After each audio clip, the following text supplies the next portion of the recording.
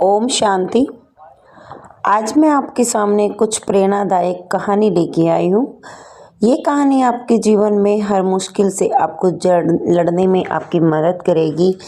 किस तरीके से एक गरीब औरत जो व्यवसायी बन जाती है और कैसे एक औरत अपनी हिम्मत से एक वैज्ञानिक भी बन जाती है। आज मैं आपको 3 एक ऐसी मोटिवेशनल स्टोरी बता रही हूँ जिसके पढ़ने के बाद आपका जो मन है वो ऊर्जा से उड़ लेगा।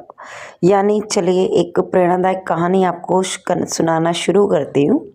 एक बार की बात है, रवि नाम का एक युवक था जिसने देश में सबसे ऊंचा पहाड़ पर चढ़ने का सपना देखा था। उन्होंने अपने बुजुर्गों से पहाड़ के बारे में सुना करता था, जो कहता था कि पहाड़ों पर चढ़ाने पर बहुत ही खतरनाक होता है। लेकिन रवि ने पहाड़ का शीर्ष पर पहुंचने की ठान ली थी। उसने एक सुबह जल्दी अपनी यात्रा शुरू की। वह कई दिनों तक चलता रहा। रास्ता कठिन और जोखिम भरा था। रवि को अक्सर चट्टानों और पत्थरों पर चढ़ना पड़ता था, लेकिन उसने कभी हार नहीं मानी। एक दिन रवि पहाड़ की सबसे ऊंची चोटी पर पहुंच गया और थका हुआ और कमजोर महसूस कर रहा था, लेकिन वह खुशी से भरा हुआ था। उसने अपना लक्ष्य हासिल कर लिया और उसने खुद को साबित कर दिया कि उसने जो ठान ली थी उसे पूरा कर लिया। यानी जब तक उसके मन में हिम्मत थी वो अपने रास्ते में बिल्कुल नहीं अटका, उस रास्ते पर पहुंच गया। जैसे ही युवक पहाड़ की चोटी पर खड़ा हुआ, उसने जमीन की ओर देखा।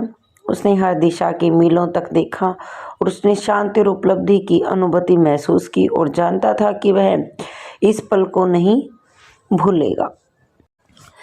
रवि की कहानी से हमें याद दिलाती है, अगर आप मन में कुछ भी ठान लो तो कुछ भी इम्पॉसिबल नहीं है। चुनौती चाहे कैसी भी आ जाए आपके सामने, लेकिन आप हार नहीं मानोगे। अगर आपको लक्ष्य पे पहुंचना है तो अपने सपनों को कभी भी मत छोड़ो, चाहे वे कितने भी कठिन क्यों हों। कड़ी मेहनत और दृढ़ संकल्प से कुछ भी संभव हो सकता है।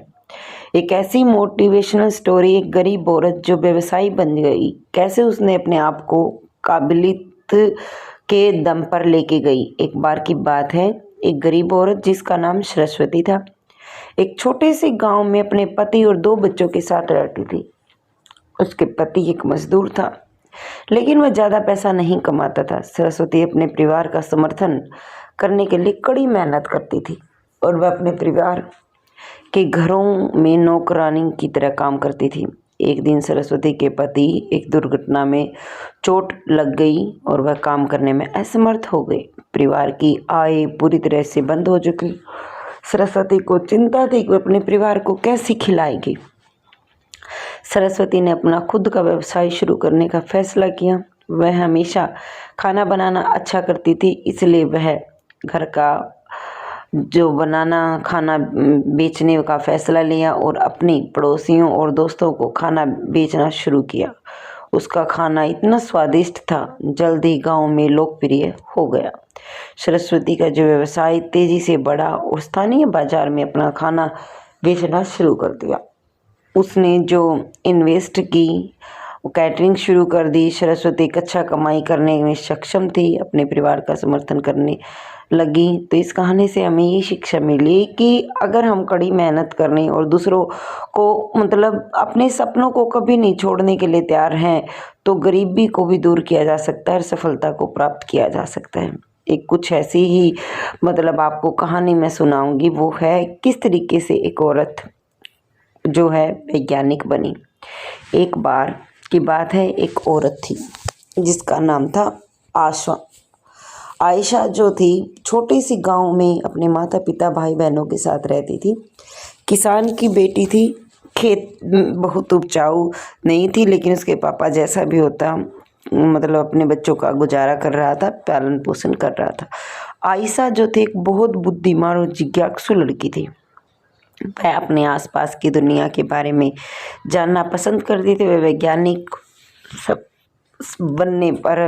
बनने में बहुत सपना देखती थी। वह जानती थी कि अपने परिवार की वित्तीय स्थिति के कारण अपना लक्ष्य हासिल करना होगा।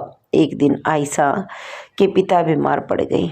वह काम करने में असमर्थ थे और परिवार की आय और कम हो गई। आयशा को अपने परिवार की मदद करने के लिए स्कूल छोड़ना पड़ा। आयशा ने अपने परिवार का समर्थन करने के लिए कड़ी मेहनत की और घर की सफाई, खेतों के काम जैसे अजीब-अजीब काम करने शुरू कर दिए। स्थानीय बाजार में सब्जियां बेचना भी शुरू कर दिया। अपनी व्यस्त दिनचर्या के बावजूद आयशा ने वैज्ञानिक बनने के अपने सपनों को कभी नहीं छोड़ा। वह देर देर रात तक पढ़ाई करती, स्थानीय पुस्तकालयों से किताबें उधार लाती, अपने घर में अपने श्रम के प्रयोग करना शुरू कर दिया। कई सालों में कड़ी मेहनत और संकल्प के बाद आयशा ने आखिरकार अपने सपनों को हासिल कर लिया। वह विश्वविद्यालय में दाखिला लिया और वैज्ञानिक बन गई। उन्होंने विज्ञान के क्षेत्र में अपना महत्वपूर्ण योगदान दे दिया। देखिए, आयशा की कहानी हमें ये प्रेरणा देती है कि अगर हम अपने दिमाग में रखते हैं कि हमें अपने सपनों को नहीं छोड़ना, तो कुछ भी असंभव कुछ भी नहीं, सब कुछ संभव है। ये दिखाता है कि हमारे जुनून का पालन करना महत्वपूर्ण है, भले ही वो मुश्किल क्यों न हो। तो आज मैंने आप लोगों को 3 कहानी सुनाई। उम्मीद करती हूँ कि आपको ये तीनों कहानी बहुत अच्छी लगी होगी। जैसे भी आपकी राय हो कमेंट सेक्शन में ज़रूर बताइएगा। मिलते हैं नई एक अच्छी अद्भुत कहानी के साथ। ओम शांति।